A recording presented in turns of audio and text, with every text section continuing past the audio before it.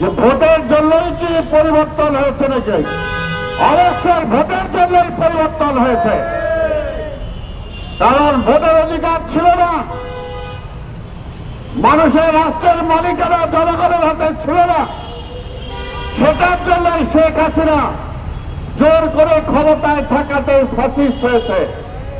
তাই এই দেশের জনগণ এই ফ্যাসিস্টকে তাড়িয়েছে মানুষের অধিকার, ভোটের অধিকার ফিরে পাওয়ার জন্য। কাজে যারা অন্য কথা বলেন, কথাটা একটু হিসাব কিতাব করে বলে। সবকিছু পরিষ্কার, ভোটের মাধ্যমে জনগণের ম্যান্ডেটের মাধ্যমে পরিষ্কার হবে দেশ কিভাবে পরিচালিত হবে। কোন একক কারো চিন্তায় না।